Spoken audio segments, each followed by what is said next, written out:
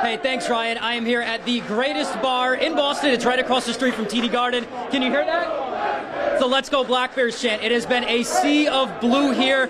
And tomorrow, a new era begins in New England with the introduction of Jerod Mayo as the 15th head coach in franchise history. Maine playing in their very first Hockey East semifinal game since 2012. A big day for Maine hockey. Not the ending they wanted, but I could sit here and talk about that, or we could get to some of those highlights. She struck out over 400 batters, and she's only faced about 1,000, and hitters are hitting less than 200 off of her when they step in the box. So I decided to step 43 feet away and see what I could do. We are being told that CNN has called the race in favor of the incumbent governor, just waiting to hear either a confirmation from Janet Mills or a concession from Paul LePage. That's the information we have right now. We'll keep you guys updated as more comes in. For Maine, some breaking news. Albin Boya out tonight. He will still dress, but sick. Victor Osman is getting the start for him. Victor, a Mike Richter Award semifinalist for 2 straight seasons, has not started since February 17th, the 5-2 loss against New Hampshire. Now, Dave,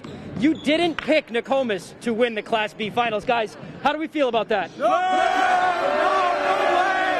All right, there is your answer. Football is back in Maine with the Black Bears opening up camp on Thursday. I remember last year you and Hunter came on, and you said something about you took Coach's truck here.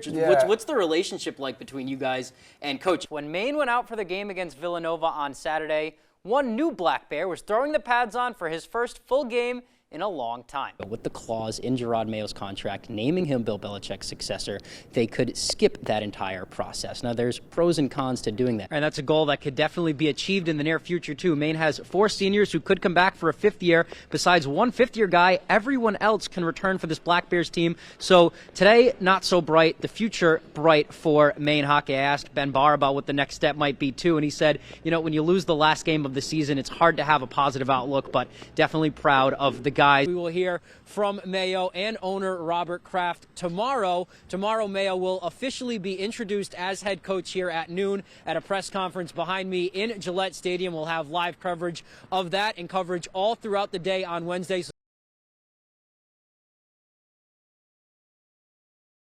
Every game, I'm blessed to play every game, and I come with the mindset, I'm just happy to be here. It's an amazing story. I mean, in the history of Husson that I've been here, I can't think of a more pleasing story. Just 1 year ago, Husson Jr. and South Portland native Scott Lewis had no idea if he'd ever play basketball again. Now, he's the North Atlantic Conference's Player of the Week. There was for sure a lot of doubt in my mind, but especially now, I look at myself, I'm I overcame this big accident, and I can do anything.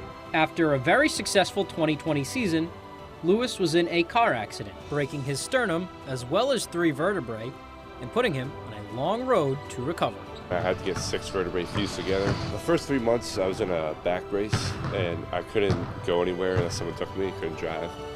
And it was an awful amount of pain. It was a journey. I mean, it was an emotional, stretch there when the accident happened and we were learning about the details.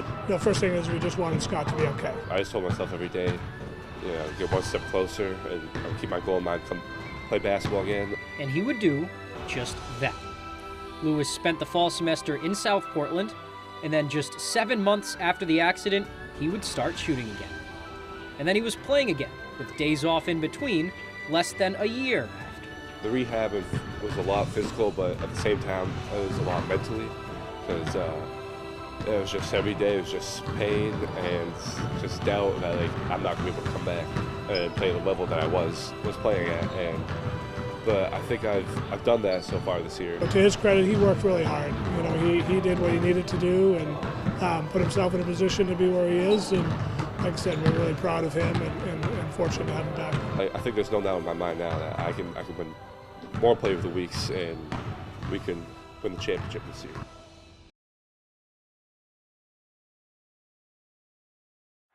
Winning 1 championship? Awesome. 2 titles? They'll call that a hot streak. Once you get the 3rd, then you become a dynasty. Oh, we're not talking about them. This story is about the Orono chess team. Would you call it a dynasty? Yeah. Yeah, definitely. Definitely. I think so, yes. The Red Riots have won 3 consecutive state titles, but this team's story goes back for more than just a few years. Me, Tommy, and Tristan have been playing together in middle school and beyond, and that depth really helps in team tournaments. We've been training since middle school for most of us, all together as a team. A lot of practices almost every day. And all that practice has paid off, where right now, Tommy could beat his dad while playing blindfolded. I feel like I'm in the best form of my life for chess. Tommy won the individual title this past year too, and on his way, he took down a familiar foe. That was a really hard tournament. Had to work hard to get there, had to beat some of my compatriots. I was 3-0 until the last round, and then I played Tommy, and then I lost against Tommy. I mean, I'm happy to lose against Tommy rather than someone else. The 6 members of the team practice in a unique way, sometimes going over endgame scenarios with few pieces on the board, or like this, speed chess, where they play their moves as fast as possible. And no, that video is not sped up. And it's that high-level competition behind the scenes that makes them so successful come tournament time. Our team definitely couldn't be as good as it is now if we hadn't been pushing each other for all these years together. But their practices aren't about winning or beating each other. Mostly, they just want to have a good time playing chess with a good group of people. As much as I love tournaments, I love to just play against my friends and see how I can improve myself. It's not really about winning in practices as much as it is just having fun and spending time together. Reporting from Orono, I'm Tyler Krusz, ABC 7, Fox 22 Sports.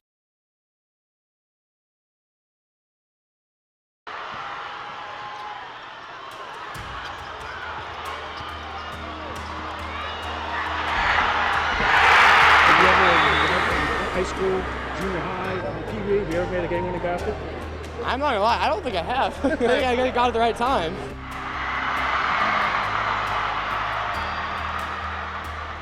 It felt like I was staring at the backboard for 20 seconds, and I thought I had to place it so perfectly. I didn't know what was going on. Armstrong's a hell of a player, man. I did not expect some of the moves that he was gonna pull out tonight. But once he missed that shot, I mean, we were just celebrating. We wanted this for so long.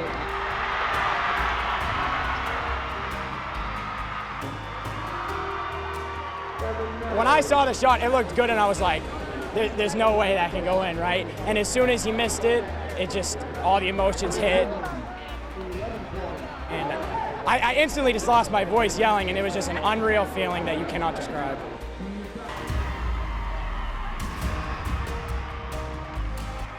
You know, if I wanted to draw it up and how special this is to be part of this with my son, it can't get any better.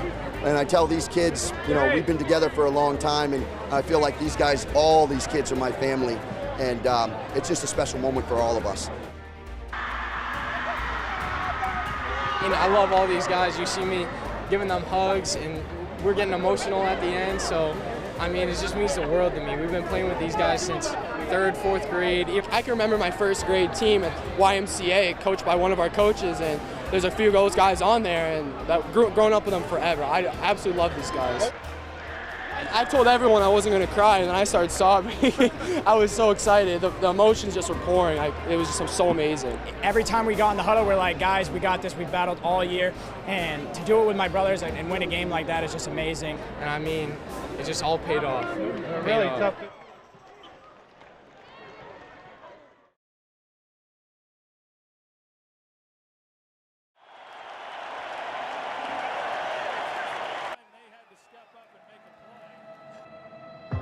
It represents the end of an era, one that hopefully will always be celebrated. 24 years, 17 AFC East titles, and 6 Lombardi trophies later, the historic run from Bill Belichick with the New England Patriots has come to a close.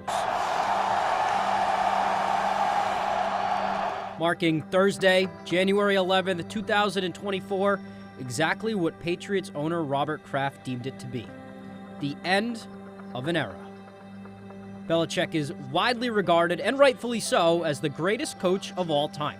Even the man who just fired him will tell you that. He has meant the world to an entire region of sports fans for for the entirety of the 21st century.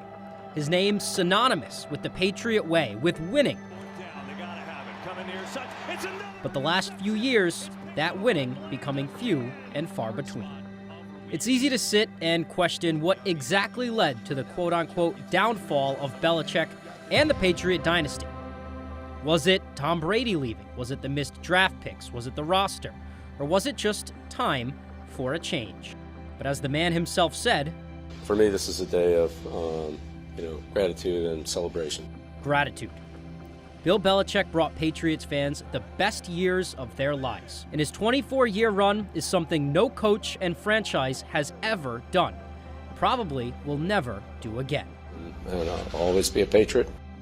Coach Belichick helped turn a city into a title town. He took a franchise with no hardware and turned them into the greatest dynasty of all time. And the history of the New England Patriots and the National Football League cannot be written without Bill Belichick's name.